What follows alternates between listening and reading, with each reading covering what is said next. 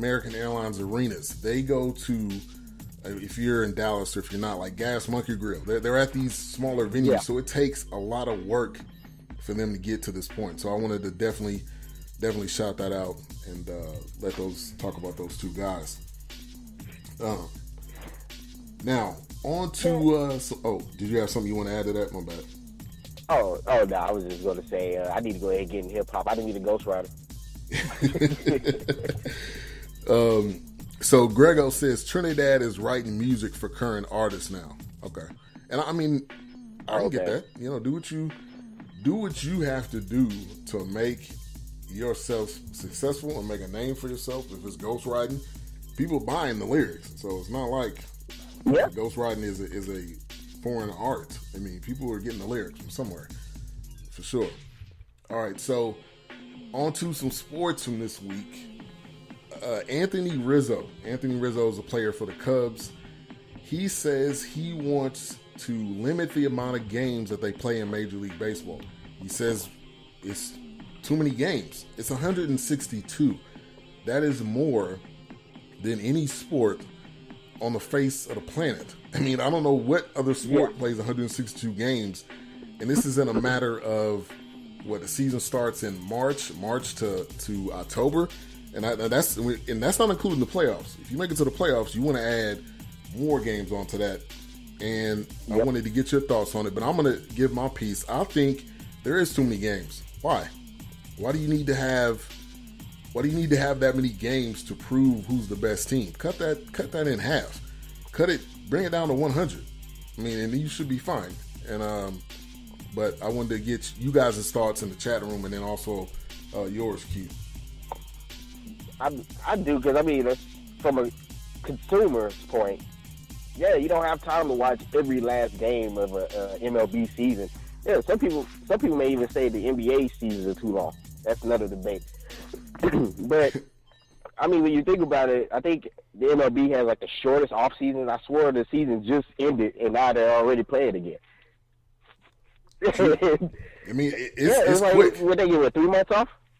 Well, it ends in October, begins back in spring trainings like in March. So if you make it to the World Series, it ends when? November? October. It'll be It officially is.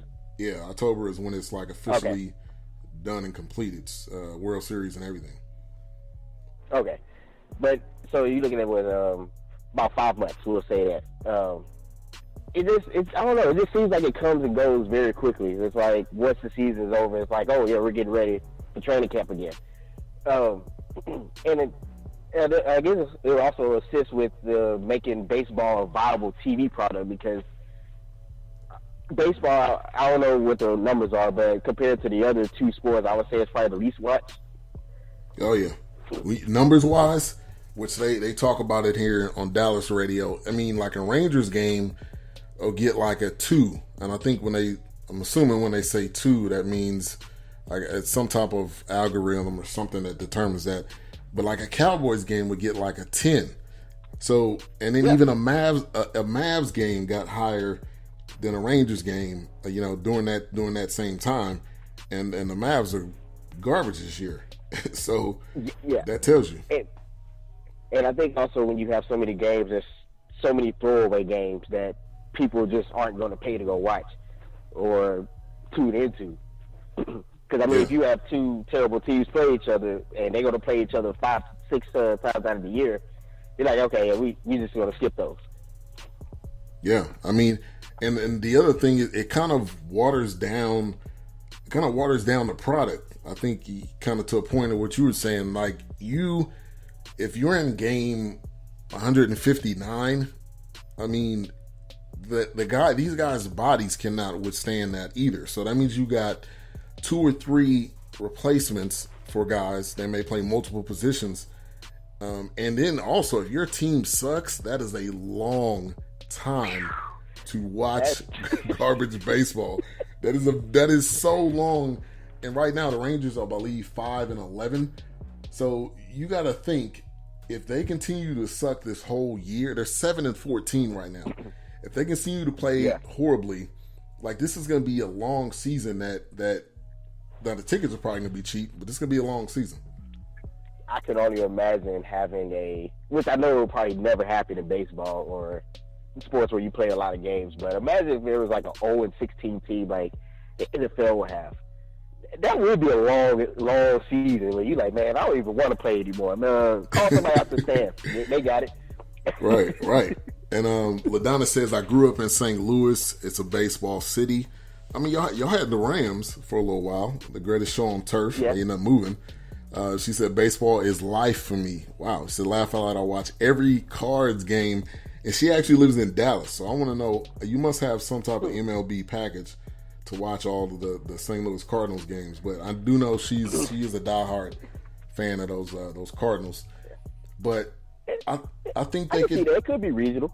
Yeah, and I think they could limit. I think they could limit the games down a little bit. Like I said, if you want to do 100, that's fine. If you want to bring it down to what the NBA is, see, the NBA it's a nice. I think it's a nice mixture to me. You got 82, so that means you got 40. You got your halfway break. You have, of course, they got the G League, so they may bring some guys up. But to me, it makes it more entertaining because a lot of the games mean something, and I think that's a big part of it too. See, I remember they were debating though, saying their season was too long. Because remember there was that big debate of should they rest players at the end of the season? Like if you're already a playoff team, do you rest your players the last 2 weeks of the season? Right, exactly. Just so they'll be ready for the playoffs. Yeah. No, that's you're right. They were talking about that. I don't think they're gonna. They're probably not gonna change that. But the MLB, they need to definitely sit down and think about it. Angry Black Man said leagues will not cut games, as that would mean less money for owners and players. There you go. That is the answer why it will not happen. When it starts cutting into people's pockets, that's when they're like, hold up, no, we're not. No, is that going to cut my pockets by how much? Yeah, no, we're not going to do that. Cancel that. In that case, I think this is unpopular opinion here. In that case, they need to let them take whatever supplements they can take in order to be, in order to maintain longevity in the game. Then. Yeah, and believe me, I'm sure that they do. It's just a matter of if you get caught or not. I think they definitely do. Yeah. Shout out to From the Bottom podcast. Appreciate you for coming through. I think that's either Kyle or Jerry. Also, Cedric Galloway came in the building. Appreciate you for coming through. Appreciate all the listeners. B. Hill was also in here earlier. So appreciate everybody continuing to come through. And once again, we got Q the Great on the show. Hey. Appreciate that. All right, so let's get into, we got to talk about this Dez thing right here. Dez, obviously, no longer a Cowboy. Nobody's surprised there. That news is already well known. But he was working out with Odell Beckham Jr. and social media simply just went crazy. Now, look, I'm going to say this. He was working out with the guy. Does that mean Odell Beckham Jr. has no power with the Giants? He doesn't have the GM on speed dial and just says, hey, you need to sign Dez. If you don't, or else. I mean, he doesn't have that type of power, okay? Just because they're working out together doesn't mean anything. If he goes to the Giants, and LaDonna, thank you, she says Giants said they still are not interested.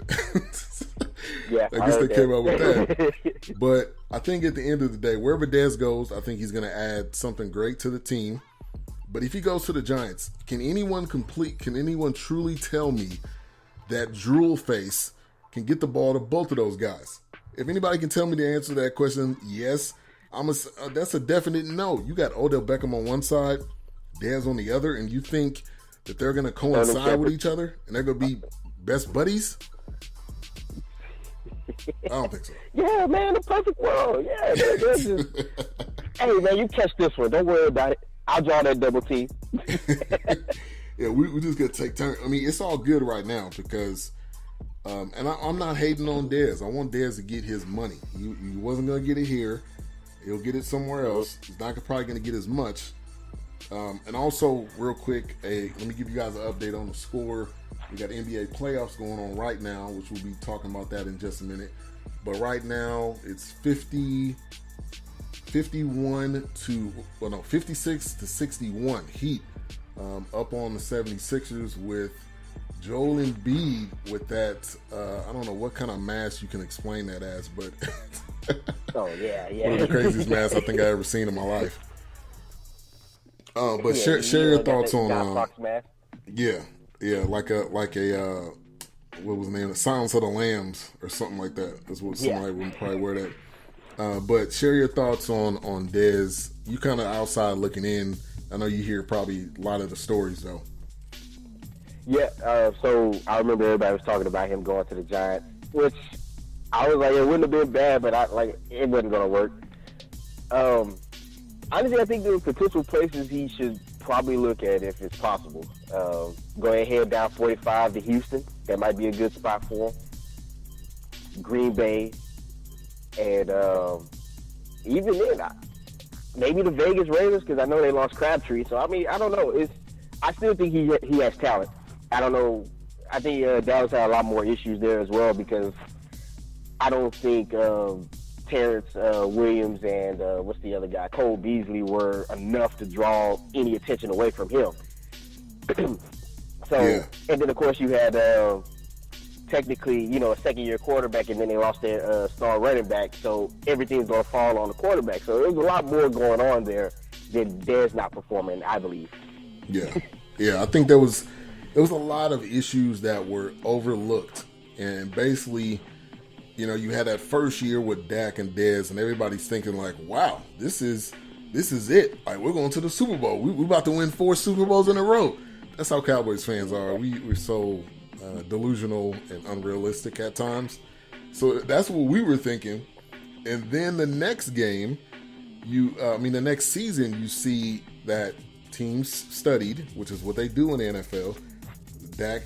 Zeke gets suspended, and then you have a lot of issues. Play calling, I agree with you, LaDonna. There was some play calling issues, and there's more. Dez was really not the problem. He wasn't the problem, the only problem. There was multiple other problems, but Dez was the one that ended up leaving compared to everybody else so far. Yeah.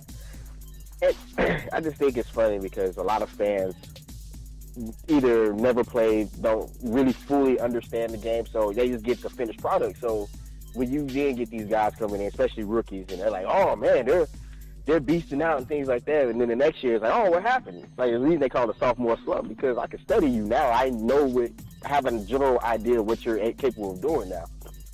Is why you had a lot of guys like RG3 go through a bad second year, and then he was injured that playoff season. But you have a lot of guys who have a sophomore slump because they now have to elevate their game because people have tape on them now. Right. And ABM, you make a great point. He said the problem is Jason Garrett. He is also, and the tight end that runs 2 to 3 yard routes. Yeah, that's the play calling issue. Like, if you have Rico Gathers on your team, a lot of people may not know who he is, but he played basketball for Baylor. There's 3 at least I can count that came straight from basketball to come into the NFL and were successful. Jimmy Graham, Antonio Gates, I can't think of a third one, but it is time for Witten to retire. But again, that's another issue with play calling. If you need 10 yards or if you need 9, do not go for a 2 to 3 yard route. Why? Why would you do that? Obviously that makes no math sense. Yeah. Oh man, they thought Witten was gonna break all those tackles and get that, even though he's 50. Right, exactly. But it was funny because I remember a while back when Martellus Bennett was talking about Jason Witten and how he was basically an a-hole to him the whole time he was there. So I don't know if he has some kind of pull there to where he's kind of keeping these younger guys from being able to get in. I don't know, maybe he pulled a Tom Brady and said, "Hey man, you need to trade that guy, keep him on the bench." Yeah, I mean, really, I think it's hard for people And shout out to Tori Lee in the building. I think it's if you know a guy's going to be